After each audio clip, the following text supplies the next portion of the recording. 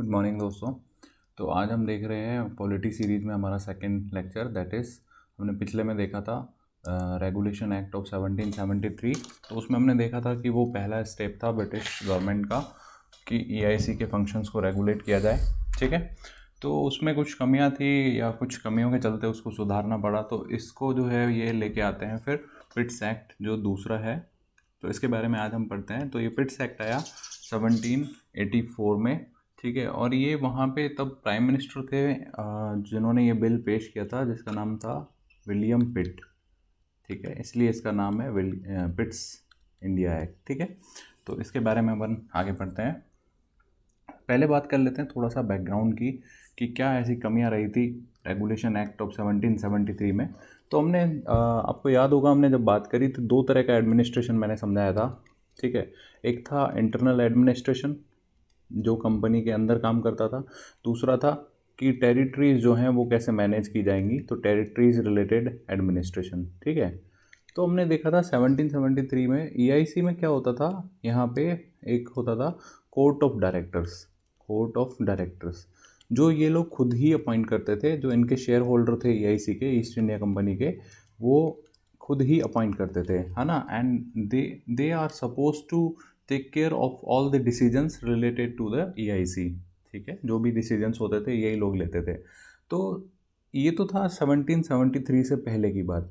तो 1773 में क्या किया कि ब्रिटिश गवर्नमेंट ने बस इतना किया कि इनको जो है अब ब्रिटिश गवर्नमेंट को रिपोर्ट करने पड़ेंगे इनके अफेयर्स को। ठीक है, तो कुछ खास ज़्यादा कंट्रोल नहीं ला पाए ये लोग, जो ब्रिटिश पार्लियामेंट है वो ज़्यादा कंट्रोल नहीं कर पाई। तो एक तरह से ओवरसाइट मैकेनिज़्म था, बाकी कोई इफ़ेक्टिव कंट्रोल नहीं ला पाए ये लोग इंटरनल मैकेनिज़्म पे।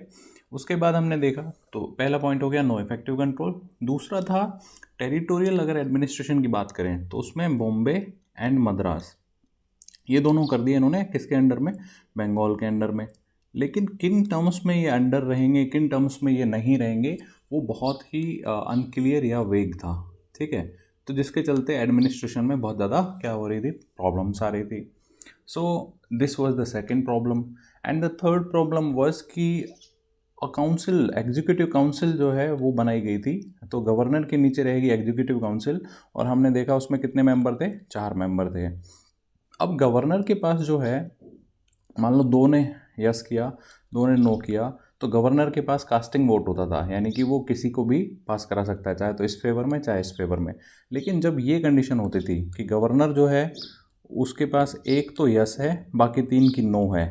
ठीक है, तो वो इस कंडीशन में कुछ नहीं कर सकता, यानी गवर्नर की पावर्स जो है बहुत कम हो गई थी। एग्जीक्यूटिव काउंसिल्स जो है वो पूरी तरह से जो है ओवर पावर कर रही थी गवर्नर की पावर्स को। All right, so this was the reason why governor was not that much effective, and this problem जो थी इन्होंने मजबूर किया कि नया एक्ट लाया जाए, और वो एक एक्ट लाते हैं ये लोग 1784। ठीक है, तो इस बिल में इन्होंने क्या क्या किया, पिछली समस्याएं कैसे इन्होंने सही कही, वो अपन आगे देखते हैं। तो पिट्स इंडिया एक्ट आता है 1784 में। रीज़न क्या था कि ईआईसी का फर्दर कंट्रोल करना था और अच्छे से, दूसरा सेंट्रलाइज करना था अपने एडमिनिस्ट्रेशन को, क्योंकि भारत जो है, मैंने आपको बताया, इंडिया जो है उसको बोला जाता था ज्वेल इन ब्रिटिश क्राउन, मतलब बहुत ही इंपॉर्टेंट कॉलोनी थी। तो उसका रेवेन्यू, उसका एडमिनिस्ट्रेशन जो है वो बहुत इंपॉर्टेंट था ब्रिटिशर्स के लिए। तो उसको इन्होंने धीरे धीरे टाइट करना स्टार्ट किया। तो the process of centralisation was started in 1773 and up till 1833 ये बिल्कुल पीक पे पहुंच जाएगा। जब एक्ट ऑफ 1833 आएगा तो आप देखेंगे the centralisation will be at its peak. ठीक है, धीरे धीरे बहुत तेज़ी से ये होता जाएगा। तो सबसे पहले अपन बात करते हैं इसमें क्या क्या प्रोविज़न थे। तो सबसे पहले अपन बात करते हैं वही वापस से इंटरनल और एक्सटर्नल, दो चीज़ें देखते हैं, इंटरनल या फिर टेरिटोरियल एडमिनिस्ट्रेशन। तो सबसे पहले बात करते हैं अपन इंटरनल एडमिनिस्ट्रेशन की। तो यहाँ पे इन्होंने अब क्या कर दिया है, पहले यहाँ पे होता था अकेला सीओडी, कोर्ट ऑफ डायरेक्टर्स। अब इन्होंने यहाँ पे इंट्रोड्यूस कर दिया है बोर्ड ऑफ डायरेक्टर्स, या इसको बोलते हैं board of controls, board of control. ठीक है, अब ये जो है ना, ये एक ऐसी बॉडी लगाई इन्होंने कि इसके पास बहुत सारी पावर्स डाल दी इन्होंने। और ये कौन अपॉइंट करेगा, ब्रिटिश गवर्नमेंट, वहाँ से ब्रिटिश पार्लियामेंट।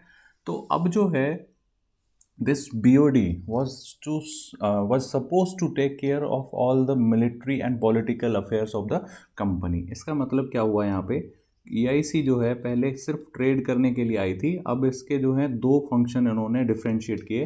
पहला फंक्शन होगा that is commercial in nature, second होंगे पॉलिटिकल इन नेचर, यानी कि कैसे टेरिटरी जो है वो धीरे धीरे बढ़ानी है, क्या जो वहाँ पे इंडिया में राजा लोग थे उनसे किन टर्म्स पे बात करनी है, ये सारी जो चीज़ें ये पॉलिटिकल अफेयर्स में आएंगी। ठीक है, तो अब पॉलिटिकल अफेयर्स देखेंगे कौन, BOC बोर्ड ऑफ कंट्रोल या BOD बोर्ड ऑफ डायरेक्टर्स। ठीक है, और जो कमर्शियल फंक्शंस हैं जो आप आए थे ट्रेड करने, वो ट्रेड करते रहिए, ये कौन देखेंगे, COD। ये COD कौन अपॉइंट करता है, कंपनी खुद। इसका मतलब अब क्या हुआ, जो मेन मास्टर बना दिया गया था वो अब था BOD, और इसी के नीचे थे अब आपके सब, COD भी इसी के नीचे आ गया। ठीक है, BOD या BOC। ठीक है, और गवर्नर जनरल जो है वो भी इनके नीचे आ गया। गवर्नर जनरल तो इनफैक्ट इसके भी नीचे था। ठीक है, गवर्नर जनरल। तो गवर्नर जनरल के अब देखिए दो मास्टर हो गए, एक तो BOD BOC और एक COD। तो पहला चेंज ये क्या लाए इन्होंने, BOD इंट्रोड्यूस किया या बोर्ड ऑफ कंट्रोल इंट्रोड्यूस किया, that was supposed to take care of all the military functions and overall supervision was also the main function of these BOC और BODs। तो सारा कंट्रोल अब जो है BODs के पास आया, यानी BODs कौन अपॉइंट कर रहे हैं, ब्रिटिश पार्लियामेंट। तो अब जो है ब्रिटिश पार्लियामेंट जो है उसके पास कंट्रोल आ रहा है किसका, इंडिया के, जो इंडिया में इनकी टेरिटरी है उसका। ठीक है, COD अभी भी कमर्शियल फंक्शन देखती रहेगी EIC के। अच्छा, इस तरह से ये एक तरह से ड्यूअल सिस्टम ऑफ गवर्नमेंट इन्होंने इंट्रोड्यूस किया। तो इंटरनल में देखें, एक तो BOD एक COD, दो अलग अलग अफेयर हैं, दो अलग अलग बॉडीज़ हैं हैंडल करने वाली। तो क्या हो गया, ड्यूअल गवर्नमेंट यहाँ पे इन्होंने इंट्रोड्यूस करी। तो ओवरऑल पावर्स जो थी वो BOD के पास थी related to the British possessions in India.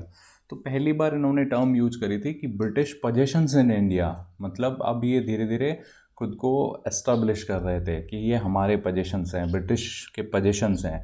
And जो भी ब्रिटिश पोजेशंस हैं उसमें सारा जो भी मैटर हैं, जो भी अफेयर हो रहे हैं, उसका चार्ज इन्होंने किसको दिया, BOD का। तो BOD क्या देखेगा, ब्रिटिश इंडिया के जो भी मैटर्स हैं वो देखेंगे कौन, BOD। और BOD कौन कौन देखता है, ब्रिटिश पार्लियामेंट या ब्रिटिश गवर्नमेंट। ठीक है, तो इस तरह से ब्रिटिश जो पार्लियामेंट है ये अपना क्या बढ़ा रही है, धीरे धीरे कंट्रोल बढ़ा रही है किसके ऊपर, ब्रिटिश इंडिया के ऊपर। ठीक है, तो ये अपना कंट्रोल स्ट्रॉन्ग कर रहे हैं। समझ में आया। तो पहली इन्होंने कमी दूर करी जो पिछले एक्ट में थी, that was the internal administration. तो उसमें इन्होंने खुद को इंट्रोड्यूस किया, पार्लियामेंट ने खुद के आदमी बिठाए। ठीक है, तो ये बोर्ड ऑफ डायरेक्टर इन्होंने अपॉइंट किया। ठीक है, अच्छा, इसके बाद अपन बात करते हैं इस बोर्ड ऑफ डायरेक्टर में। अगर आप इन जनरल जानना चाहें तो 6 कमिश्नर और 2 कैबिनेट मिनिस्टर इन्होंने इंट्रोड्यूस किए। ठीक है, 6 तो होते थे कमिश्नर और 2 होते थे कैबिनेट मिनिस्टर, किसके, ब्रिटिश गवर्नमेंट के कैबिनेट मिनिस्टर्स। ठीक है, इतना इंपॉर्टेंट नहीं है बट अगर फिर भी जानना चाहिए तो ये BOD होता था। तो ये तो अपन ने देखा the change in the internal administration. अब देखते हैं अपन जो टेरिटोरियल एडमिनिस्ट्रेशन था उसमें क्या हुआ। तो टेरिटोरियल रिलेटेड एडमिनिस्ट्रेशन जो था उसमें अब देखो क्या था कि ये गवर्नर जनरल था। ठीक है, इसकी थी नीचे एग्जीक्यूटिव काउंसिल, ये थी पहले। ठीक है, एग्जीक्यूटिव काउंसिल। ठीक है, अब जो है ये सब गवर्नर जनरल जो है अब ये COD के भी अंडर में है, प्लस ये उसके किसके अंडर में, BOC के भी अंडर में है। यानी अब गवर्नर जनरल 2 जनों के नीचे है, COD और BOC। ठीक है, अच्छा, तो इसका मतलब ओवरऑल सुपरविजन किसका हो गया, सबसे ऊपर किसका सुपरविजन हो गया, BOC कौन अपॉइंट कर रहा है, ब्रिटिश पार्लियामेंट। ठीक है, तो ब्रिटिश गवर्नमेंट का कंट्रोल बढ़ा है किसके ऊपर, गवर्नर जनरल के ऊपर।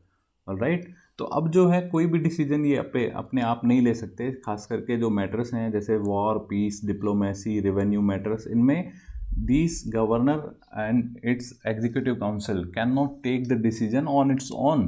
दे had to seek the permission of COD, BOC and finally of British parliament. ठीक है, अच्छा, इसके बाद क्या हुआ, ये तो हो गई बात इसकी। इसके बाद जो नेक्स्ट इन्होंने प्रोविज़न डाला दैट इज़, अपन ने देखा पिछले वाले एक्ट में 4 लोग थे, तो हमेशा गवर्नर जनरल जो है उसको अपोजिशन फेस करना पड़ता था। If specially if these 3 says no and only 1 is saying yes, then governor can do anything. Alright, so अब क्या किया इन्होंने, अब गवर्नर जनरल जो है उसके नीचे जो एग्जीक्यूटिव काउंसिल है उसमें एक मेंबर हटा दिया, यानी अब कितने हैं, 1 2 3। यानी अब अगर एक भी यस करेगा, दो नो करेगा, तो गवर्नर चाहे इसके फेवर में वोट कर देगा, तो क्या हो जाएगा, टाई। और टाई के केस में गवर्नर की ही बात रखी जाएगी, जो गवर्नर चाहे वो कर सकता है। तो इजीली गवर्नर जो है अपनी एग्जीक्यूटिव काउंसिल को क्या कर सकता था, अब बाईपास कर सकता था। तो ये है आपका ये वाला point, for the ease of governor the member of the executive councils were reduce to 3 now. ठीक है। इसके बाद अगर बात करें अपन, जो तीसरी वहाँ पे समस्या आ रही थी, दैट इज़ बॉम्बे एंड जो मद्रास था वो किसके अंडर कर दिए थे, बंगाल के अंडर। लेकिन दिक्कत ये थी कि क्लियर टर्म्स में नहीं था कि in which matters these two will be under the Bengal and in what other matters they have their own power. So this was very difficult and very vague, and this was the main reason which is creating the problems, which was creating the confusions among the British possessions and into their administration. All right. So अब यहाँ पे क्या कर दिया इन्होंने, clear terms यहाँ पे ला दी, और वो टर्म्स क्या थी, in the matters of war, foreign policy and revenue administration, they both will be under the Bengal. ठीक है। यानी अब जो है इन तीन मैटर्स में, स्पेशली वॉर के केस में, फॉरेन पॉलिसी के केस में और रेवेन्यू एडमिनिस्ट्रेशन के केस में, ये बॉम्बे एंड जो मद्रास हैं they will always be under the Bengal. ठीक है। सो ये कुछ इन्होंने चेंजेस लाए, पिछले वाले एक्ट की जो कमियां थी वो इन्होंने दूर करने की कोशिश करी। ओवरऑल इसका एनालिसिस अगर अपन करें तो क्या रहा वो अपन देखते हैं। देखिए, सबसे बड़ी प्रॉब्लम जो यहाँ पे इस एक्ट के बाद आई, दैट वाज ड्यूअल गवर्नमेंट। अब जो है एक तरफ बीओसी हो गया, दूसरी तरफ सीओडी हो गया, तो अब इन दोनों के बीच में टसल या ये चलता रहेगा। ठीक है। दूसरा था कि अब दोनों के नीचे था गवर्नर। ठीक है। तो governor now will be busy to please both his masters, कभी ये इसको खुश करने के लिए करेगा कुछ, कभी इसको इनको खुश करने के लिए करेगा। सो गवर्नर का रोल जो है ये बड़ा कठिन कर दिया इन्होंने। ठीक है। Governor was now under both BOD and COD, so always he was busy in pleasing his masters. Next है, इस एक्ट ने क्या किया, ईआईसी के दो फंक्शंस को डिफ्रेंशिएट किया, कमर्शियल प्लस मिलिट्री या पॉलिटिकल, सॉरी, ठीक है, political. So this was the first act which differentiated both the functions, that is commercial and political functions. Commercial हमें पता है किसके पास थे, सीओडी के पास, और ये किसके पास थे, बीओडी के पास या बीओसी के पास। ठीक है। सो सीओडी के पास जो है अभी भी ऑटोनॉमी थी, specially in the matters of commercial in nature. All right. इसके बाद एक लास्ट इन्होंने इंपॉर्टेंट चीज़ करी, that is for the very first time they use the word British possessions in India. तो इन्होंने अब जो है, जैसे भारत जो है उसमें खुद को कंसोलिडेट करना स्टार्ट किया था। ठीक है। और अब ये कहना स्टार्ट कर दिया कि ये हमारे ही पोजेशन है, ब्रिटिश पोजेशंस। ठीक है। अब ये इंडिया के पोजेशंस नहीं है, ये अब ब्रिटिश पोजेशंस हैं। तो this word was for the first time use by this particular act. ठीक है। तो ये सारी हमने देखा अबाउट 1784 पिट्स एक्ट। ठीक है। नेक्स्ट वीडियो में हम बात करेंगे नेक्स्ट एक्ट्स के बारे में। तब तक के लिए चलते हैं, विदा लेते हैं आपसे। जय हिंद, जय भारत, नमस्कार।